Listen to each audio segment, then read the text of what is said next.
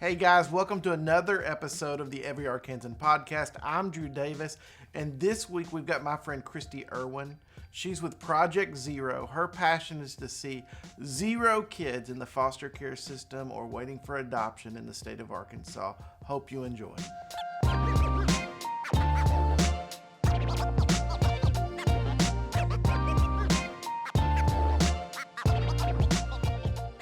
Christie, thank you so much for joining us today on the podcast. Tell us a little bit about yourself. Where are you from?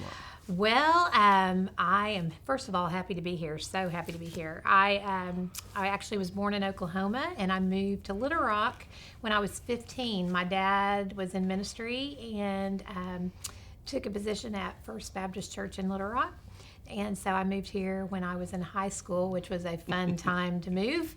And then went back to college at Oklahoma Baptist and married a guy from Oklahoma and lived there for a couple of years, and then back to Little Rock. My dad told him, you can marry her and you can move to Oklahoma, but you got to come back before you start having grandbabies. And so that's kind of what we did. But Jeff and I have been married for 36 years, which is crazy. I feel like I'm 36, not that I've been married 36 years. And we have 6 children that range in age from 32 down to 10. So kind of a family circus at our house. We have 32, 29, almost 28, 24, 16, and 10. And then we have 3 grandchildren that are, that's a big gap, that are 4, 2, and 8 months. So just a very full family and blessed beyond measure. Now the question is, did your husband make the same agreement with your children that they've got to stick around here with the grandbabies? Well, they are actually all around here, which is so wonderful, and get to see them almost every day, which is great. So you're with Project Zero. So how did you, with 6 children of your own, say, "Oh, I need to help out with a little bit more"? What did that look like? Well, actually, Project Zero is kind of an evolution to where this all started. And it basically started when I had 3 preschoolers. Jeff and I were kind of in a desert time, not spiritually, but he had been moved to Russellville to start a bank location there. And as banks do, they sold off in 4 months. And we were in this kind of waiting period where we didn't know if we were going to stay there, if we were going to move back to Little Rock, what they were going to do. And during the course of that time, it was a time of spiritual growth, to say the least. And one afternoon, it was a January day in the middle of winter, and my 2 boys were asleep in another room, and I was rocking Kara, our daughter, who was a year old at the time. And through the course of just singing to her and sitting there, this song just came to my mind, and I just kind of sang it to her, and I really felt like the Lord spoke to my heart. And little did I know that moment would transform my life and my destiny, like it has. But I just felt like he said, it's time for you to do more than just say you're pro-life. It is time for you to put some action behind those words that are often empty. The world has seen enough marching and picketing and judging and criticizing. They need to see action. Mm-hmm. And, as I thought about Kara and I thought about her life and how blessed we were to have our kids, and then I began to think about those kiddos that didn't have anybody and that were either aborted or not wanted. And I think that's where that all came from. And so over the next few months, we began to pray about what that would look like. And I really thought it would probably be birth mothers, just simply because I had 3 preschoolers. It didn't make sense that I would jump in with other children. But after a time, we realized that foster care was where we were supposed to be. And so for the next 11 years, we fostered newborns with a private, nonprofit Christian adoption agency.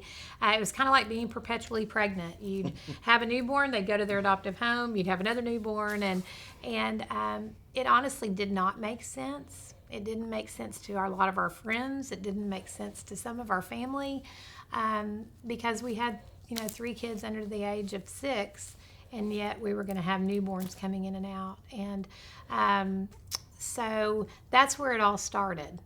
And Project Zero was a long way down the road from that. And I think that's something that's important for a lot of people because they get in their mind, here is what God's called me to do and what it's going to look like. And oftentimes we start down a trail and God continues to veer it to something else, which is way better than what I've ever planned or most people I know have ever planned. Absolutely. That is exactly what happened to us.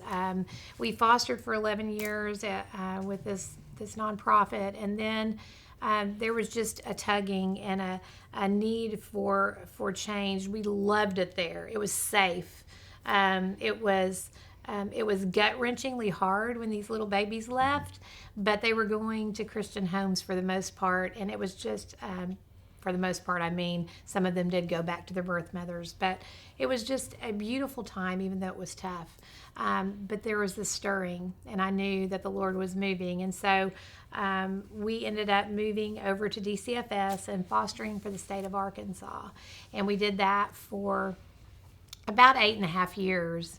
And during the course of that time, as we were in the trenches, so to speak, with with the kiddos that lived in our home and that were ours for a time, I began chairing the Pulaski County Adoption Coalition, which was a group of people that were passionate about adoption. It was attorneys and adoptive parents and different adoption agencies, and we were doing a few things that were cutting edge, but not enough. And so in the fall of 2011, Jeff and I were in Austin. I had written a book, and I was leading a breakout session at a conference there.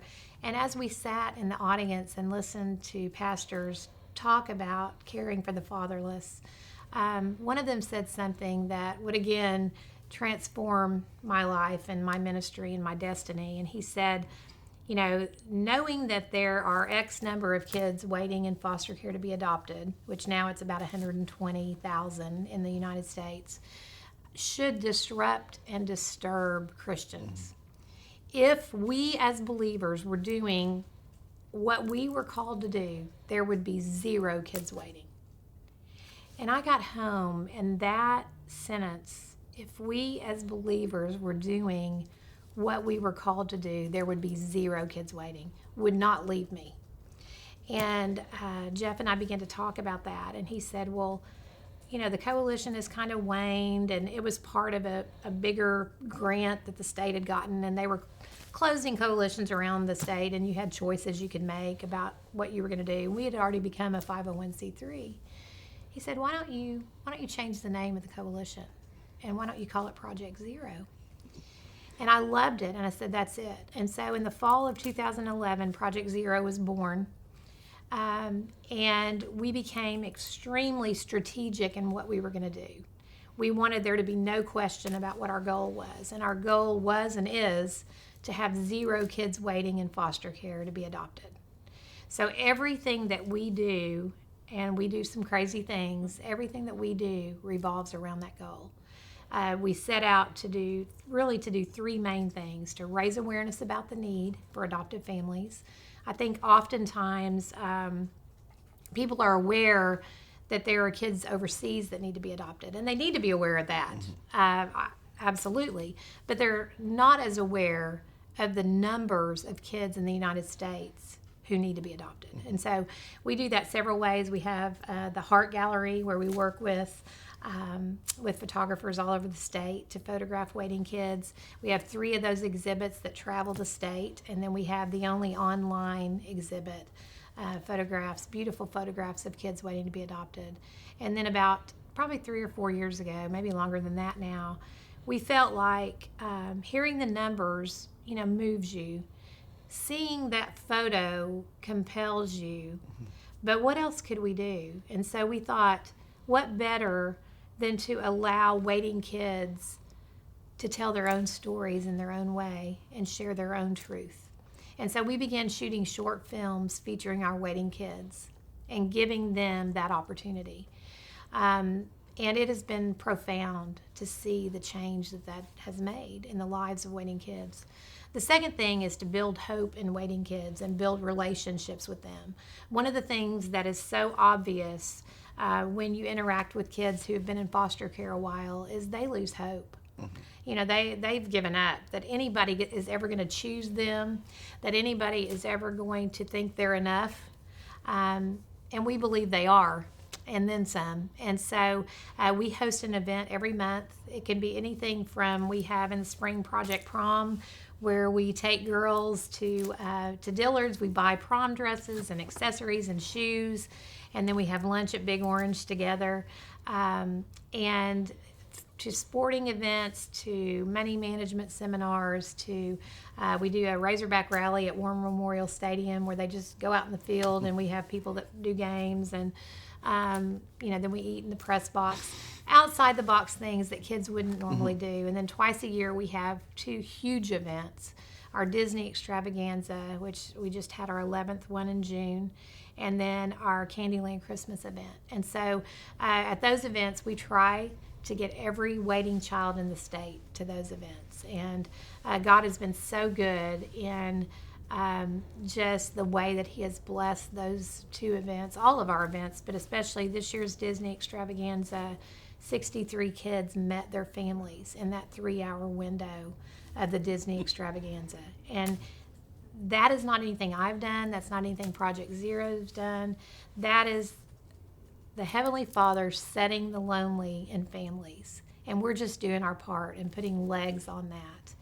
And then the last thing is to help connect waiting kids with the right forever family. I'm a firm believer that we're not looking for any old family for these kids. These kids are not second best. They deserve the very best family out there to meet their needs. And so we work in close partnership with DCFS. I do a ton of one-on-one with waiting families, with families who are thinking about adoption.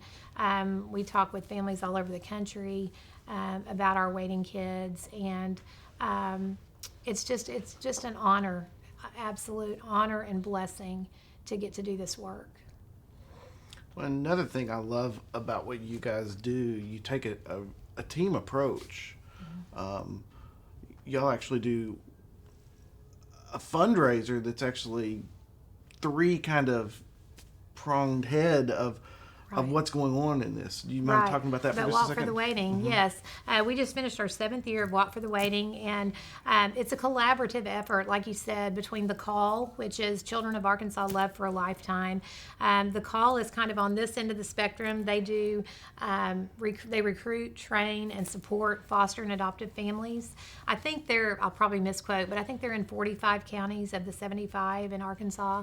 And so they're, kind of the front end of that line. And then obviously us, Project Zero in the middle, and then Immerse Arkansas, who works with kiddos who are aging out, runaways, sex trafficking, all kinds of vulnerable youth. They are mentoring and providing housing and all kinds of other things. And so we come together to do a corporate kind of fundraiser, and it's been just amazing to get to do that and to get to share in that. And it's so cool to me to see it, because so much of the time we in the nonprofit world kind of live in our little bubble. Right. We're kind of up on our mountain doing our thing, and everyone around us doesn't apply, but you guys have built a great network with that. One of the stories you share is Kyler. This is one of my favorite stories, God stories. When Kyler and I met, he was probably about 13 or 14. He had been in and out of foster care since he was 3 and was waiting for a forever family. He began attending Project Zero events. We had him photographed for the Heart Gallery, and his short film was the 2nd short film that we shot out of the over 100 we've shot to this point. And he and I got to know each other. He would come to events, and as time progressed, he would be like right at my shoulder, just with me, and tell me one time, "Miss Christie, I'm your bodyguard." I was like, "All right, I may need one. That sounds great." And so he would always say, Did you bring me my hot tamales? Did you bring me my Takis?" And something called jungle juice that kids like to drink. I don't know. It's not Kool-Aid. And just was a delight. But I knew that because of his history and because of some special needs that he had, it was going to take a very special family. And to be quite honest, Kyler was not the type of child that would receive lots of inquiries at an event, to be really honest. And so it was heartbreaking and gut-wrenching to me to see him long for a family and yet have no one step up. So last year at our Disney extravaganza, I noticed a husband and wife with Kyler. And I, just as it's a crazy day, and I was speeding through there, and just out of the corner of my eye, I saw that, and I thought, Throughout the course of the event, I saw them together several other times. And I could not wait to get to the stack of inquiries for that day, which ended up being over 350, to see if his name was there.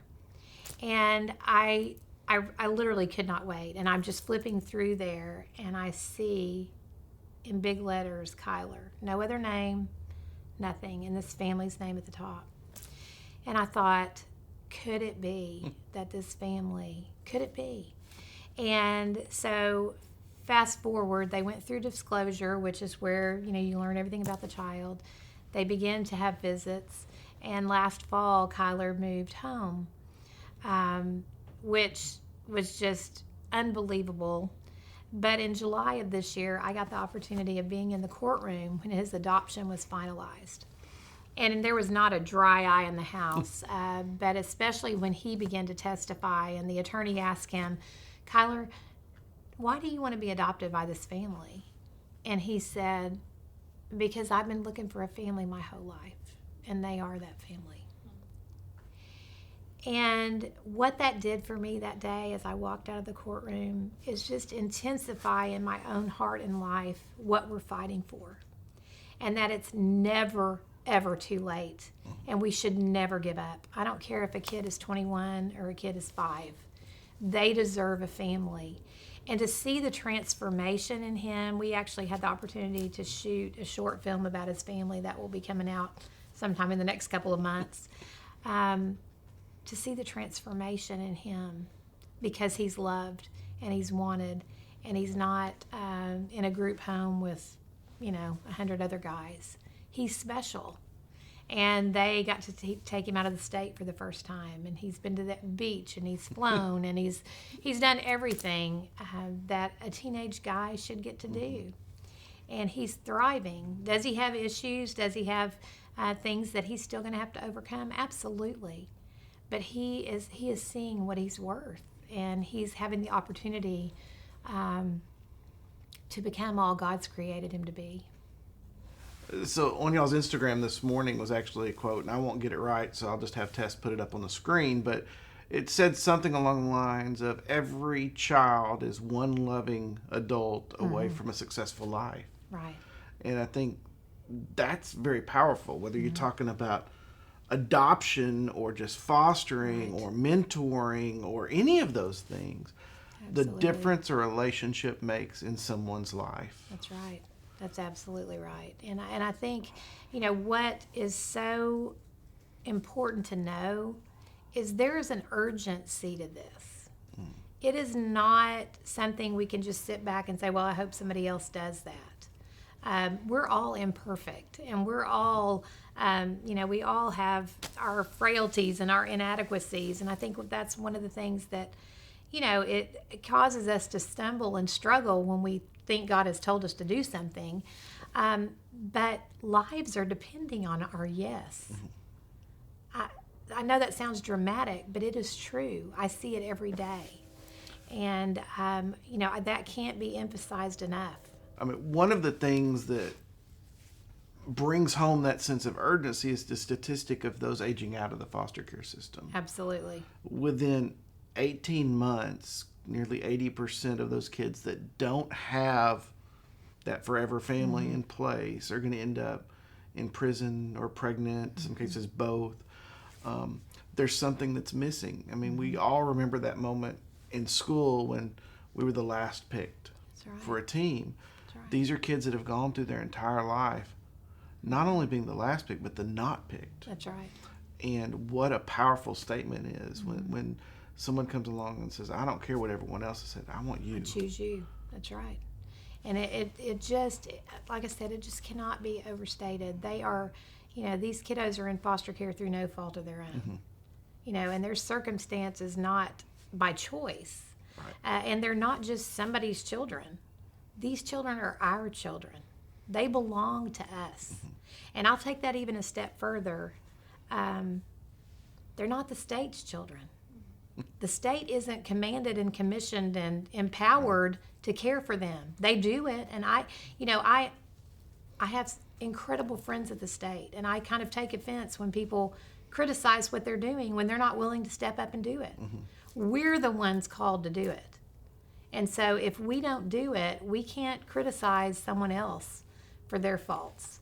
And, it's not just something at stake. These kids' lives are at stake. And unfortunately, I have gotten to see some kids I love age out of foster care without a family and go down a path that absolutely broke my heart. And so, we can't give up until they're all home. Could you share one of those stories? Would you mind? Sure. There was a young man who was probably about 16. I had known him for quite a while. He'd been in care since he was 9. And we have an event every year at the Capitol Hotel called Dream Big. And it's an event for teenagers where we bring in a speaker. We let them have just a really nice dinner and be waited on. And I might just interject, why do we do things like that? We believe at Project Zero that we need to do things with excellence, that we need to do all we can to show the value of waiting kids, because a world is watching. And what we choose to do helps them see how we value waiting kids. So anyway, I digress. But we were sitting at a table at the Capitol Hotel, and I was sitting with about 3 or 4 of our waiting teen guys. And you know how conversations go. You're just talking, and it came up that I had 6 children. And so they're like, you do not have 6 children. Yes, I do. No, you don't. Yes, you do. Back and forth. So finally I thought, I'll prove it to him. So I got up and went around to their side of the table with my phone and pulled up a picture of my kids. And this young man, I will never forget it, looked at that picture and then looked up at me, and he just had kind of this funny sheepish grin and said, you want to make it 7? And I got back to my seat, and I just felt this tension in me saying, we are gonna find him a family. We are. And it was just this righteous indignation that just would not let me go. And so I began, just thinking, praying, talking to people. He and I would visit at events, and I got to know him better. And, bottom line is a family was found to foster him and allow him to move out of the group home where he was. And it was a great situation. He graduated from high school, but it didn't work out. Another family was found to support him, and that didn't work out. Decisions were made, bad decisions were made on his part. Even worse decisions were made on his part. And he would call me. And one day I remember I was in the parking lot of a shopping center, and he and I were on the phone, and I said to him, I believe there's, better in store for you. I believe that, and just kind of going through this list of all these things I believed. And he said, stop. He said, Miss Christie, I don't mean to get all up in your feels and everything, but he said, do you know how many times I've heard you say that? And I said, yes, I do. I do know how many times, but I said, here's the deal. I have 2 choices. I can say, this is just too stinking hard. I'm done. Or I can continue to fight for you and other kids like you. And I choose the latter. And we, Project Zero, we did all that we could do. We, just recently took him a birthday cake at the apartment where he lives, and gifts and gift cards. And a few weeks ago, he signed himself out of foster care. And, for me, what does that do for me? It causes me to feel like we lost one. We did not do enough. We did all we knew to do. We prayed, we gave, we worked, but it's not enough because he's not home. And, unless God intervenes in a miraculous, supernatural way, his future is not good. And so those are hard stories, and they, keep me awake. But they also are a driving force for the other 343 kids that I'm fighting for today. And I think that's one of the things that a lot of people look at ministries like ours that have been around for a while. We're not new at this anymore, but I tell my staff that there's still at least once a week that I'm done. I need to walk away from this because this is hard. Ministry's hard. What's something you would tell those people that are either too scared to get in the game and make a difference, or they just think, I don't have what it takes? What's something that you would tell someone that's watching this? It's like, I definitely don't have what it takes to step into some child's life that I don't even know, that has issues or whatever. This may sound weird, but I would tell them, you don't have what it takes. You honestly do not have what it takes. But God is gracious, and he's willing to use those of us who don't have what it takes to do crazy things and to do over-the-top things in his name. Because when we're not equipped, he gets the glory. Right. And, it's what we do is I love what you said. It's hard. It's beautiful, but it's hard. And so I would say to people, take the first step, because you don't know where that's going to lead, but you don't have to know. I know with us, when we first started, the very first placement we had, he was a 2-day-old baby, and he will be 26 next month, which is crazy, crazy. But we had him for 10 days, 10 little short days. But I didn't know if I was going to be able to handle him leaving. And we walk in, and we're going into this one room. The adoptive parents are in another room, and we hear weeping. And I just looked at Jeff. I said, I don't know if I can do this. And we made it through the process. He went home, and I was just devastated, which to me now, looking back, seems insane, because he was going to this wonderful family, and it was a great story. But for me in that moment, that was my truth, and I was broken, and I was sad, and the Lord just used those moments to teach me, one, I love fun and games. I love people to be happy. My kids laugh and say, Mom, your spiritual gift is snacks, because you love everybody to make sure that they're covered and happy, and that's just my personality. So I love fun and games. And the Lord just said, doing my work is not going to be fun and games. Your sacrifice is part of the process and part of what you give to me as an offering in this ministry. And so I think, just taking that first step and realizing you're not enough, but God in you, using your gifts is enough. And so and pray boldly. Pray. I love what Mark Batterson says about crazy faith and crazy prayers, and pray those prayers and watch God surprise you with his answers. Because that's a great place to be. Not that there haven't been many times during this last 26 years when I questioned him and when I wondered, honestly, are you enough?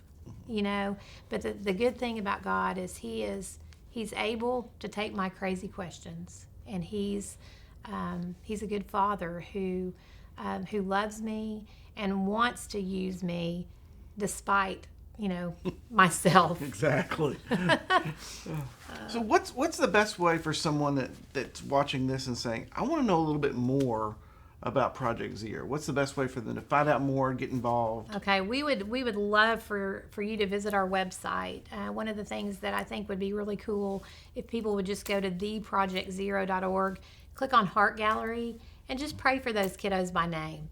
It also will give you a taste of who we are. You can see last year's music video that we released for National Adoption Month. You can see the short films with Waiting Kids, or follow us on Facebook. You can keep up with some God-sized stories, some of our needs.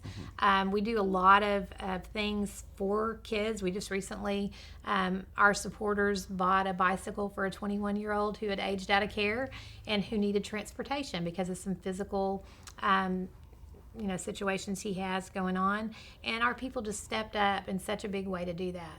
You can also volunteer. And you can email us at info@theprojectzero.org, and we'll put our volunteer person in touch with you, because we love having people pour into the lives of waiting kids. You can never have too many of those people. No. Well, Christie, thank you for taking time to come and hang out with us today and to share your story. And thank you for what you're doing for those 343 kids. Thank you so much for having me. It is a huge blessing to be here. Hey guys, I hope you enjoyed this episode of the Every Arkansan podcast. A lot of times when we're out there and we're doing it, we have to come to the realization that we are not enough. It takes God showing up for great things to happen. I hope you're encouraged to wait on God, chase after your God-given dreams, and see how He's going to show up in your life.